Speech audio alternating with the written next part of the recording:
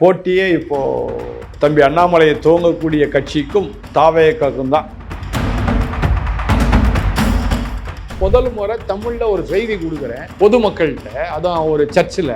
நான் இந்த மாதிரி நான் பேசல, ஆனால் ஒரு அமைச்சராக இருந்துக்கிட்டு ஏற்கனவே எழுதி கொடுத்த காரியத்தை இவர் என்ன பண்ணியிருக்கணும், வாசித்து பார்த்துருக்கணும். ஆனால் ஏதோ புதுசாக எடுத்து வாசிக்கிற மாதிரியும், தமிழே இன்னைக்கு தான் இவர் வாசிக்கிற மாதிரியும், அதுவும் தமிழ்நாட்டில் இருக்கக்கூடிய ஒரு நிதி அமைச்சர் இப்படி இருந்தார். அப்போது சமுதாயத்தை குறித்து முதல் அறியாதவர்கள் இவங்க யார், எதிர்கட்சி பற்றி இல்லை முதலமைச்சர் பற்றி பேசுவதற்கு தகுதி இல்லாதவர்கள். போன வருஷத்தில் ஏன் கொசுவாக இருக்குதுன்னு கொசுவலை போட்டுடலான்னு சொன்னாங்க. அந்த மாதிரி ஆள் இந்த அம்மா. அடுத்தது நாங்கள் 40 கோடிக்கு நாங்கள் 40,000 கோடிக்கு நாங்கள் எல்லாத்தையும் பண்ணிட்டோன்னு வேற சொன்னாங்க. இன்னும் ஏன் வெள்ளம் வருது அப்படின்னு சொன்னால் நாங்கள் 40,000 கோடிக்கு நான் எல்லாம் செலவு பண்ணிட்டோம் அப்படின்னாங்க. ஏன்னா இவங்க இந்த அம்மாவுக்கு ஒன்றுமே தெரியாது. யாரோ சொல்கிறது இந்த அம்மா சொல்கிறாங்க. இனிமேல் எங்கேருந்து அவர் மீசை எடுத்தானா எடுக்காமல் போனான். அவர் வயசாகி முடிஞ்சு போச்சு. அவர் அந்த மீசையை பார்த்துருக்கீங்களா நீங்கள்? கொஞ்சம் பாருங்கள் அந்த மீசை எப்படி இருக்கு. அந்த மீசை இருந்தா என்ன, இல்லாமல் போனேன். அவருக்கு முதல்ல அவர் பக்கத்து வீட்டில் அவருக்கு மரியாதை இருக்குதா, மதிப்பு இருக்குதான்னு பாருங்க. முதல்ல திரையுலகத்தில் உங்களுக்கு கிடைக்கிற பணத்தை நீங்கள் இந்த மாதிரி செலவு பண்ணுறது ரொம்ப சந்தோஷம். இப்போ நம்ம கூட நடித்தவர் தானே விஜய், அவரே முதலமைச்சர் ஆகிட்டார். அப்போ நாம அரசியலில் குதிக்கணும்னு நினைக்கிறது தான் தவறு.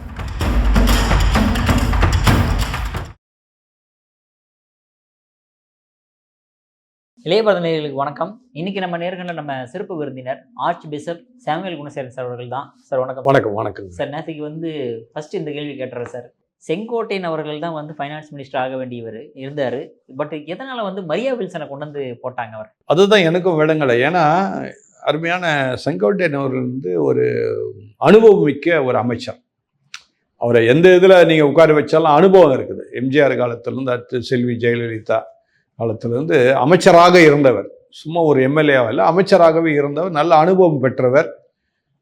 ஆனால் ஏதோ ஒரு காரணத்தினால அவர் என்ன பண்ணிட்டாரு, ஒருவேளை இவரே கேட்டு தான் மாறிட்டாரான்ற சந்தேகம் எனக்கு இருக்குது. ஏன்னா நிதி அமைச்சர்ன்றது சாதாரண விஷயம் கிடையாது. அதில் எந்த ஒரு பிரச்சனை ஆனாலும் அந்த அமைச்சரை தான் போய் சாரும். நல்லது நடந்தாலும் சரி, கெட்டது நடந்தாலும் சரி. ஒருவேளை அதனால் நழுவி இவர் வேண்டான்னு சொல்லி போயிட்டாரா, அல்லது ஒருவேளை அவரை இல்லை நீங்கள் இங்கே இருக்க வேண்டாம், நீங்கள் வேறு இடத்துக்கு போனால் தான் நல்லா இருக்கும்னு சொல்லிட்டாங்களா அப்படின்ற ஒரு சந்தேகம். இன்னைக்கு காலையில் தான் ஒரு காணொளியில் நான் பார்த்தேன். அருமையான அமைச்சர் மரியா வில்சன் அவர் பேர். அவர் பார்த்து வாசிக்கிறாரு. எனக்கே ஆச்சரியமா இருந்தது. திமுக பிடிஆர் அவர்கள் அப்படி பார்த்து கொஞ்சம் நிறைய குளறுபடி பண்ணாரு. இல்ல பிடிஆர் என்னன்னா, பிடிஆர் ஆக்சுவலா சொல்ல போனா யூஎஸ் சிட்டிசன் மாதிரி அவர். அதனால தமிழ் குளறுபடி, அதனால அவரை நான் குறை சொல்ல மாட்டேன். ஆனா இவர் தமிழரா ஆந்திராக்காரா இவரு எனக்கு அடுத்த சந்தேகம் வந்துடுச்சு இப்போ. என்ன ஆக இவர் தமிழர் இல்லை என்கிறத இவர் ப்ரூவ் பண்றாரு. எனக்கு கூட தமிழ் வராதுங்க. நான் உண்மையாக சொல்ல போனால் எனக்கு தமிழ் வராது. நான் தமிழ் படிச்சுக்கிட்டதே எங்கள் அப்பா அந்த காலத்தில் என்ன பண்ணுவாங்க, நான் ஸ்கூல் படித்து கல்லூரிக்கு போகிற நாட்களில் தான் தமிழ் படிக்க ஆரம்பித்தேன். இந்த தினத்தந்தி என்கிட்ட கொடுப்பாங்க. ஞாயிற்றுக்கிழமான தினத்தந்தியை பார்த்து எழுதணும், வாசிக்கணும், இதான் வேலை. அடுத்தது இந்த பைபிள் காலேஜ் போனோம். நாங்கள் இந்த மாதிரி வர்றதுக்கு, ஆன்மீக தலைவராகிறதுக்கு பைபிள் காலேஜ் போனோம். பைபிள் காலேஜில் ஆங்கிலத்தில் தான் இருக்கும். அடுத்தது ஹீப்ரு இந்த மாதிரி தான் படிக்க வேண்டியது இருக்கும். ஆனாலும் தமிழ் இல்லை, எப்படி இருந்தாலும் தமிழ்நாட்டில் இருக்கிறதுனால தமிழில் தானே பேசி ஆனதுக்காக எனக்கு நன்றாக ஞாபகம் இருக்குது. முதல் முறையாக ஒரு சர்ச்சில் 20 வயசில் நான் செய்தி கொடுக்குறேன். ஆனால் அந்த மரியா வில்சன் மாதிரி நான் பேசலை. மரியா வில்சன் எழுதி வாசிக்கிறாரு, ஆனால் எழுதி நான் வாசிக்கலை. நான் சாதாரணமாக பேசுகிறேன். ஆனால் இவரை மாதிரி நான் தமிழ் குளறுபடி நான் பண்ணலை. எனக்கே ஆச்சரியமாக முதல் முறை தமிழில் ஒரு செய்தி கொடுக்குறேன் பொதுமக்கள்கிட்ட, அதான் ஒரு சர்ச்சில். நான் இந்த மாதிரி நான் பேசல. ஆனால் ஒரு அமைச்சராக இருந்துக்கிட்டு ஏன் இப்படி, அதுவும் ஒரு நிதி அமைச்சர்ன்றது ஒரு சாதாரண இதில், அதாவது தமிழ்நாட்டிலேயே எத்தனை அமைச்சர்கள் இருந்தாலும் நிதி அமைச்சர் தான் மேலானவர்கள். அவர்கள் தான் தமிழ்நாட்டையே சீர்தூக்கி நிற்க வேண்டிய ஒரு கட்டத்தில் இருக்கக்கூடிய அமைச்சர். அவருக்கு ஏற்கனவே எழுதி கொடுத்துருப்பாங்க. இது புதுசாக அங்கே வாசிக்கிறது. ஏற்கனவே எழுதி கொடுத்த காரியத்தை இவர் என்ன பண்ணியிருக்கணும், வாசித்து பார்த்துருக்கணும். வாசித்து பார்த்து இது எனக்கு விளங்கலை, இது இந்த வார்த்தை எனக்கு வர மாட்டேது, இது வேற ஏதாவது மாற்றி தரலாமா அப்படின்னு விசாரிச்சுட்டு வந்திருக்கணும். ஆனால் ஏதோ புதுசாக எடுத்து வாசிக்கிற மாதிரியும், தமிழே இன்னைக்கு தான் இவர் வாசிக்கிற மாதிரியும், அதுவும் தமிழ்நாட்டில் இருக்கக்கூடிய ஒரு நிதி அமைச்சர் இப்படி இருந்தா எப்படி என்கின்ற ஒரு கேள்வி. அடுத்தது நாளைக்கு சட்டசபை பட்ஜெட் கூட்டத்தொடர் ஆரம்பிக்குது. என்னத்தை இவர் பிரசன்ட் பண்ண போறாருங்க, என்ன வாசிக்க போறாருங்கன்ற ஒரு பெரிய கேள்விக்குறி உண்டாயிடுச்சு. Okay sir. அதே மாதிரி நாளைக்கு அந்த வெள்ளை அறிக்கை அவர்கள் மரியா வில்சன் கொடுக்கும்போது பல விஷயங்கள் சொல்றாரு. 10 லட்சம் கோடி கடன், 67,000 கோடி வந்து வருஷங்கிட்ட வட்டி கட்டிக்கிட்டு இருக்கோம், ஒவ்வொரு தலைமையிலையும் 1,28,000 ரூபா கடன் இருக்கு, இந்த மாதிரி நிறைய விஷயங்கள் சொல்றாரு சார். அதுக்கு இன்னைக்கு வந்து தங்கம் தென்னரசு அவர்கள் நிறைய பதிலடி கொடுக்குறாரு. அதுக்கு ஒரு விஷயம் என்ன சொல்றாருன்னா, சவால் விடுறாரு சார். என்ன அப்படின்னா, எங்களை விட தாவேக அரசு அதிகமாக கடன் வாங்கலை அப்படின்னா என்னோட பதவியை நான் ராஜினாமா பண்ணுறேன் அப்படின்ட்டு. எதனால சார் அந்த அளவுக்கு நம்பிக்கையாக தங்கம் தென்னரசு சொல்கிறாரு, எங்களை விட அதிகமாக அவர் கடன் வாங்குவார் பாருங்க அப்படின்ட்டு? ஏங்க, இப்போ கொஞ்ச நேரத்துக்கு முன்னாடி சொன்னது தான் திரும்ப நான் சொல்லணும். அதாவது நிதி அமைச்சர்ன்றவர் இப்போ இந்த கடன் பிரச்சனைலாம் எங்கே வரும்னா, நிதி நிலைமை சரியில்லானால்தான். நீங்கள் ஆரம்பத்தில் 2021 திராவிட முன்னேற்ற கழகம் ஆட்சி செய்த சமயத்தில் அருமையான பிடிஆர் அவர்கள் நல்ல ஒரு திட்டங்களை கொண்டு வந்தார். அதே திட்டங்களை அப்படியே கொண்டு வந்திருந்தா யாரும் கொள்ளடிச்சிருக்க முடியாது, முதல் காரியம். அடுத்தது ஒரு ப்ராஜெக்டுக்கு ஒரு நிதியை ஒதுக்குறாங்கன்னா அதுக்குள்ளாரதான் என்ன செய்ய முடியும், அதை காரியத்தை முடிச்சிருக்க முடியும். ஆகவே தான் அவரை நிதி அமைச்சர்லேருந்து மாற்றினாங்க. ஏன்னா இவராக தொடர்ந்து இருந்தால் நம்மளால் எந்த கொள்ளையும் அடிக்க முடியாது அப்படின்றதுக்காக தான் அவர் அங்கேருந்து மாற்றி ஐடி விங்கில் கொண்டு போய் அவரை போட்டாங்க. அந்த மாதிரி இப்போ அமைச்சர் மரியா வில்சன் இருப்பதினால நிச்சயமாக தங்கம் தென்னரசு சொல்றது உண்மையாகும், நிச்சயமா உண்மையாகும். அது ஏன்னா இவங்க புதுசு, தங்கம் தென்னரசு சொல்றது உண்மைங்க. ஏன்னா இப்போ அவருக்கு நல்லா தங்கம் தென்னரசு நல்லாவே தெரியும், எல்லா அமைச்சர்களும் புதிதாக வந்தவர்கள், பதவிக்கு மட்டும் இல்லை சட்டசபைக்கு மட்டுமல்ல அந்த துறைக்கே புதிதாக வந்தவர்கள். அப்படிப்பட்ட நிலையில இருக்கக்கூடிய இந்த நிதி நிலைமை, இப்போ நிதி அமைச்சர் நல்ல அனுபவசாலியா இருக்கணும், அதை எப்படி அதை சீர்படுத்தணுன்ற நிலை தெரிஞ்சவராக இருந்தால்தான் இருக்கிற கடனை அடைக்கிறதுக்கு என்ன வழியோ அதை பார்க்க முடியும். அடுத்து ஏதோ கடன் வாங்காமல் இருப்பதுக்கு வழியை பார்க்கணும். அதனால தங்கம் தென்னரசு சொல்ற காரியம் சரியா இருக்குது. ஏன்னா ஏற்கனவே அருமையான முதலமைச்சர் விஜய் அவர்கள் நான் ஆட்சிக்கு வந்தவொடனே 1000 ரூபாயில 2,500 ரூபாய் கொடுப்பேன்னு வர சொல்லிட்டார். அடுத்தது எல்லா பஸ்லயும் நீங்க இலவசமா போலான்னு சொல்லிட்டார். முந்தி இந்த லிப்ஸ்டிக் பஸ் மட்டும் தான் இருந்தது, இப்ப ஏசி பஸ்லயும் போலாம் அப்படின்னு வேற சொல்லிட்டார் மகளிருக்கு. ஆக இப்படிப்பட்ட திட்டங்கள்லாம் வரும் பொழுது அந்த திட்டங்கள் நாம் சொல்வதற்குரிய அந்த பண தேவை எங்கேருந்து எடுக்க போகின்றோம். அடுத்து டாஸ்மாக் கடை என்பது ஒரு சாதாரண விஷயம் இல்லை. டாஸ்மாக் கடையில் தான் நிறைய பணம் வரும்.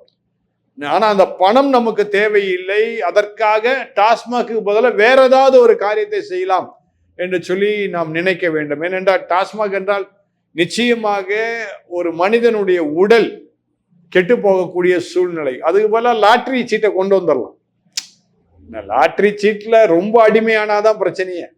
மேலோங்கி அப்படியே நின்றுட்டா ஒன்றும் பிரச்சனை இல்லை. அதனால சிலருக்கு நல்லதும் நடக்கும் கெட்டதும் நடக்கும். அதே நேரத்தில் அரசாங்கத்துக்கு வருவாயும் வரும். அதனால அப்படி ஏதாவது திட்டங்களை கொண்டு வந்து இவங்க வேணா இந்த நிதி வருவாயை சீர்படுத்தலாம் என்று என்னுடைய ஆலோசனை. அவ்வளவுதான் சார். அடுத்துதான் இந்த மின்வெட்டு, அதாவது அடிக்கடி கரண்ட் போகுது, போனா கூட பரவாயில்ல, போயிட்டு வருது, வேர்ல்டு ஃப்ளக்சுவேஷன் இருக்குது. இந்த பிரச்சனை வந்து திமுக ஆட்சியில் 2005 2011 வரைக்கும் பெரிய பிரச்சனையாச்சு. இப்போ மறுபடியும் விஜய் அவர்கள் வந்தவொடனே இது ஆரம்பிச்சிட்டாங்களே சார். அப்போ இது எவ்வளோ பெரிய பிரச்சனையாக போய் நிற்க போகுது இது? இப்போ இதே பிரச்சனை நீங்கள் பார்த்தீங்கன்னா 2021 திமுக ஆட்சி வந்த சமயத்துலேயும் ஒரு 6 மாதம் காலம் இருந்தது. இதே மாதிரி பிரச்சனை, மின்சார பிரச்சனை இருந்தது. அப்போ கூட நான் கூட சொன்னேன், எங்கள் வீட்டில் சொல்லிக்கிட்டு இருந்தேன், திமுக வந்தவொடனே பாரு மறுபடியும் மின்சார பிரச்சனை வந்துடுச்சு அப்படின்னு. இப்போ அதே தான் இங்கே தொடருது. அப்போது அந்த நாட்களில் நான் நினைக்கிறேன் அண்ணா திராவிட முன்னேற்ற கழகத்தினுடைய ஒருவேளை மின்சார துறையில் இருந்தவர்கள் இருந்தார்கள். இப்போ திராவிட முன்னேற்ற கழகத்தின் துறையில் இருந்தவர்கள் இந்த காரியங்கள்லாம் செய்துட்டு இருக்கிறாங்க. எங்கள் ஏரியாவில் கூட ஒருத்தர் வந்து ஃபோன் பண்ணி கேட்டிருக்கிறாங்க, அந்த ஜெயிட்டு அவங்க சொல்லுறது ஆள் இல்லை, எங்களுக்கு பற்றாக்குறையாக இருக்குது, ஆட்கள் பற்றாக்குறையாக இருக்குதுன்னு அவங்க சொல்லியிருக்கிறாங்க. இப்போ இதுல என்ன முக்கியம்னா, மின்சாரம் இல்லாவிட்டால் யாரும் எதுவுமே செய்ய முடியாது. மின்சாரம் தான் ரொம்ப ரொம்ப முக்கியமான ஒரு ஒரு காரியமாக அமைந்து விட்டது. அடுத்தது தொடர்ச்சியாக கடந்த 1 மாத காலமாகவே இந்த பிரச்சனை இருக்குது. அதனால முதலமைச்சர் தான் தலையிட்டு இதை எப்படியாவது சீர் செய்யணும். அது எப்படி அவர் செய்ய போறான்னு நமக்கு தெரியல. ஆனால் செய்தான் ஆகணும், வேற வழி இல்லை. ஏன்னா தொழிற்சாலைகள் இருக்கின்றது. இப்போ அநேக கட்டிடங்கள்லாம் பெரிய பெரிய கட்டிடங்கள்லாம் இருக்குது. அடுக்குமாடி கட்டிடங்கள் தான். சென்னை முழுக்க அடுக்குமாடி கட்டிடம், சென்னைக்கு வெளியும் அடுக்குமாடி கட்டிடம். அடுத்தது நிறைய வயதானவர்கள், என்னை போன்றவர்கள் நிறைய பேர் இருக்கிறாங்க. கஷ்டாயம் ஏசி இல்லாமல் இருக்க முடியாது. என்னதான் சோலாரை போட்டாலும் மின்சாரம் இல்லாவிட்டால் மனிதர்கள் வாழ்வது மிக கடினமான காரியம். இதை தாவேக அரசாங்கம் புரிந்து கொள்ள வேண்டும். இதற்காக நடவடிக்கை எடுக்க வேண்டும். அதனால முதலமைச்சர் கொஞ்சம் இந்த காரியத்தை மனிதர்களை நினைத்து, மனிதத்துவத்தை நினைத்து, மனிதர்களுக்காக, இந்த சமுதாயத்திற்காக கொஞ்சம் இறங்கி இந்த காரியத்தை செய்ய வேண்டும். நாளைக்கு சட்டசபை கூடுகின்றது. அதிலும் இந்த பிரச்சனை கட்டாயமாக எதிர்கட்சி உறுப்பினர்கள் கட்டாயம் இதை சொல்லுவார்கள். ஆகவே இதற்காக ஆயத்தங்களை அவர்கள் செய்வது நல்லது. சார், அதே மாதிரி இப்போ எதிர்கட்சியை செயல்படக்கூடிய உதயநிதி ஸ்டாலின் அவர்கள், அதாவது திவ்யா சத்யராஜ் அவர்களோட ஸ்டேஜில் சொல்லும்போது சொல்றாரு, இப்போ எதிர்கட்சியை தலைவராக இருக்கக்கூடிய உதயநிதி ஸ்டாலின் அவர்கள் வந்து துணை முதலமைச்சராக இருக்கிறத விட 10 மடங்கு எனர்ஜி லெவலில் இருக்காங்க அப்படின்ற மாதிரி சொல்லியிருக்காங்களே சார், அதை பற்றி என்ன நினைக்கிறீங்க? அதாவது திவ்யா சத்யராஜ் வந்து அவங்க வார்த்தையை நீங்கள் அந்த கேள்வி கேட்குறதே எனக்கு பிடிக்கல. ஏன்னா திவ்யா சத்யராஜ் வந்து முதல்ல நல்லவங்களா அப்படிதான் நான் முதல்ல எடுத்துக்குவேன். இந்த கேள்வி கேட்கறதுக்கு தகுதியானவர்களா, இந்த வார்த்தைகளை சொல்றதுக்கு தகுதியானவர்களா? இவங்க தானே இந்த லிவிங் டுகெதரில் இருந்தவங்க இல்லையா?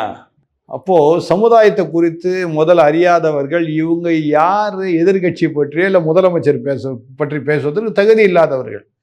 அப்படி தான் நான் ஏற்றுக்கொள்ள முடியும். அதாவது நான் ஒருத்தரை குறித்து பேசுகிறேன்னா அதுக்கு நான் தகுதி உள்ளனா முதல்ல சிந்திக்கணும். சமுதாயத்தில் வாழ்வதற்கே தகுதி இல்லாதவங்க, அப்படியாப்பட்டவங்க வந்து முதலமைச்சர் வந்து 10 மடங்கு எதிர்கட்சி உதயநிதியை விட ரொம்ப ஸ்ட்ராங்கானவங்க அல்லது உதயநிதி ரொம்ப ஸ்ட்ராங்கானவங்க அப்படின்னு சொல்றதுல நான் ஏற்றுக்கொள்ளக்கூடியதா நான் இல்லை. ஏன்னா முதல்ல உன்னை நீ அறிந்தால் உலகத்தில் போராடலாம். முதல்ல உன்னை நீ பார், உன்னை சீர்தூக்கி பார். நீ மற்றவங்களை சொல்வதை காட்டிலும் சமுதாயத்தில் ஒரு நடிகருடைய மகா அல்ல ஒரு நடிகை என்றாலே இன்றைக்கு முதலமைச்சரா விஜய் வந்த காரணம் என்னன்னா சினிமா துறையில் இருந்ததுனால தான், அல்லது இவரை யாருக்கும் தெரிஞ்சிருக்காரு. அதே மாதிரி தான் இந்த நீங்க சொல்ற ஆள். அப்போ அவங்கள வந்து பின்பற்றி வேற யாரும் போயிடக்கூடாது. இந்த கேள்விகள்லாம் பிறகு உங்களுடைய சொந்த வாழ்க்கையில கூட நீங்க முதலாவது மக்களுக்கு முன்பதாக நீங்கள் ரொம்ப ஜாக்கிரதையாக இருக்கணும். இப்படிப்பட்ட கேள்வியெல்லாம் கேட்கும் போது தான் உங்களை குறித்து நான் பேச வேண்டியதாக இருக்குது. அதில் நான் பேசவே மாட்டேன். நீங்களும் அதனால தான் அந்த கேள்வி கேட்குறாங்க. அவங்க இப்படி சொல்கிறாங்களே, இதை குறித்து நீங்கள் என்ன சொல்லி நீங்கள் என்ன கேள்வி கேட்குறீங்க இல்லையா? அதனால் அமைதியாக அவங்க வேலையை பார்த்துட்டு அவங்க போட்டோம். அவங்க குடும்ப வேலையை பார்க்கட்டும், அவங்க தனிப்பட்ட வாழ்க்கையை பார்த்துட்டு போட்டோம். இவங்க வந்து மற்றவங்களை குறித்து கமெண்ட்ஸ் கொடுக்கறதுக்கு அவங்க தகுதி அற்றவர். ஆகவே அதற்கு நான் என்ன பதில் நான் கொடுக்குறேன் இதுக்கு மேலே எனக்கு தெரியல. அதுக்கு மேலே கொடுத்தாலும் தனிப்பட்ட முறையில் வேணால் அவங்கள்ட்ட நான் பேச முடியாது. இப்படி பொது வெளியில் நான் அவங்கள குறித்து இப்படி பேச முடியாது. எனக்கே வெக்கமாக இருக்குது. Okay sir. சார், அதே மாதிரி இப்போ மேயர் பிரியா அவர்கள் வந்து இப்போ இன்ன வரைக்குமே சிஎம் ஸ்டாலின் அவர்களை வந்து விஜய் அவர்களை போய் இன்ன வரைக்குமே அவர் பார்க்க கிடையாது. பட் இருந்தாலுமே ஸ்டேஜ் ஏறும்போதெல்லாம் வந்து விஜய் அவர்களை ரொம்ப விமர்சனம் பண்ணி பேசுகிறாங்களே. அதாவது நீங்கள் பேப்பர் எடுத்து வரும்போது கரெக்டாக மனப்பாடம் பண்ணிட்டு வாங்க, சரியாக ஒப்பிக்க மாட்டேன்றீங்க, அதே மாதிரி தற்கொலைகள் நீங்கள் எல்லாருமே அப்படின்ற மாதிரி விமர்சனங்கள் வைக்கிறாங்களே சார், எதனால சார் அப்படி? அதாவது மேயர் பிரியா வந்து முதல்ல மேயராக இருக்கிறாங்களா ஒரு பெரிய கேள்வி. இது வரைக்கும் இருந்தார்களா அடுத்த கேள்வி. அடுத்தது உண்மையாகவே தானாக அவர்களே பேசுகிறார்களா, யாராவது சொல்லி கொடுத்து பேசுகிறார்களா? மேயர் பிரியா பேசும்போதெல்லாம் நான் என்ன நினைப்பேன்னா, இந்த அம்மா உண்மையாகவே முதிர்ச்சி அடைந்து திருமணமாகி குழந்தைகள் பெற்றிருக்கின்றார்களா, இல்லை இன்னும் இது குழந்தையாகவே பேசுதே, இன்னும் குழந்தை தன்மையாகவே இருக்குதே, இந்த குழந்தை தன்மையில் இது ஒரு மேயராக இருந்து என்ன சாதிச்சாங்க இது வரைக்கும்? அதாவது நீங்கள் மேயரில் திரும்பி பார்த்தீங்கன்னா, சென்னை மேயர் என்று சொன்னாலும் சாதாரண விஷயம் இல்லை. மற்ற நகரங்கள் மேயர் வேற. சென்னை மேயர்னாலே அது வந்து ஒரு உலக புகழ் பெற்ற ஒரு அருமையான ஒரு ஒரு சீட், அது நல்ல ஒரு ஸ்தானம். உலகத்தில் இருக்கவங்களே சென்னை மேயரை ரசித்தவங்க. அதாவது நீங்கள் சரித்திரத்தை எடுத்து வாசித்து பார்க்கணும், யாரெல்லாம் சென்னை மேயராக இருந்தாங்க, அந்த சென்னை மேயருக்கு இருந்தவங்க எவ்வளோ தகுதி பெற்றவர்களாக இருந்தாங்க, என்னென்ன சாதித்தார்கள்னு. ஆனால் இந்த அம்மா குழந்தைத்தனமாக விளையாடிக்கிட்டு இப்போது ஜனாதிபதி அப்துல் கலாம் இல்லாமல் போயிட்டார் இந்த அம்மா கூட விளையாடுறதுக்கு. இந்த அம்மா பேசுகிற பேச்சு எதுவுமே ஒரு நல்ல பேச்சாவே இல்லை. ஏன்னா நான் திரும்பி பார்க்குறேன், போன வருஷத்தில் ஏன் கொசுவாக இருக்குதுன்னு கொசுவலை போட்டுடலான்னு சொன்னாங்க, அந்த மாதிரி ஆள் இந்த அம்மா. அடுத்தது நாங்கள் 40 கோடிக்கு நாங்கள் 40,000 கோடிக்கு நாங்கள் எல்லாத்தையும் பண்ணிட்டோன்னு வேற சொன்னாங்க. இன்னும் ஏன் வெள்ளம் வருது அப்படின்னு சொன்னால் நாங்கள் 40,000 கோடிக்கு நான் எல்லாம் செலவு பண்ணிட்டோம் அப்படின்னாங்க. ஏன்னா இந்த அம்மாவுக்கு ஒன்றுமே தெரியாது, யாரோ சொல்கிறது இந்த அம்மா சொல்கிறாங்க. அடுத்து ஒரு மேயராக இருக்கும் போது உங்களுக்குன்னு ஒரு தகுதி ஒன்று இருக்குது, அந்த தகுதிக்கு ஏற்ற மாதிரி நீங்கள் நடந்துக்கணும். நீங்கள் போய் முதலமைச்சரை போய் சந்திச்சிருக்கணும், இது புரோட்டோக்கால்.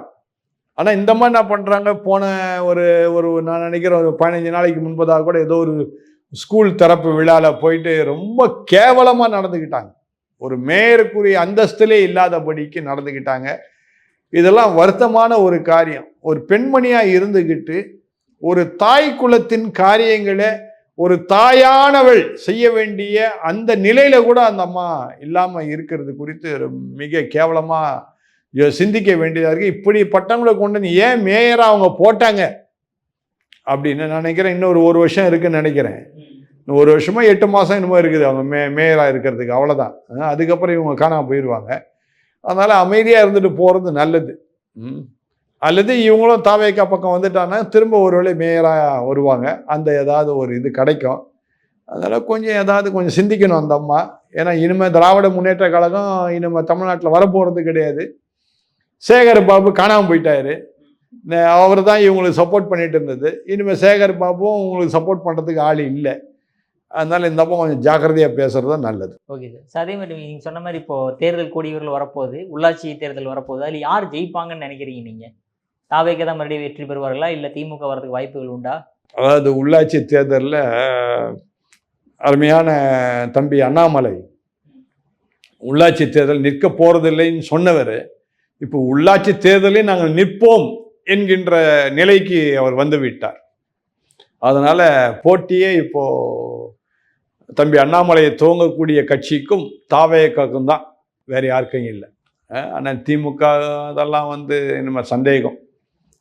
அண்ணா திமுக டோட்டலாக இல்லை, திமுக ஒரு ஆங்காங்க கொஞ்சம் வரலாம், அவ்வளோதானே தவிர போட்டியே இனிமேல் அண்ணாமலைக்கும் விஜய்க்கு என்று தான் நம்ம சொல்ல முடியும். Okay sir. பட் இருந்தாலுமே RS பாரதி அவர்கள் சொல்றாரு, ஒருவேளை தாவேக்கால விஜய் கட்சியில் இருக்கிறவங்க ஒரே ஒரு மேயர் வந்துட்டு என்னோட அரைப்பக்கம் மீசி எடுத்துக்கிறேன் அப்படின்ற மாதிரி சவால் விட்டுருக்காரு சார்.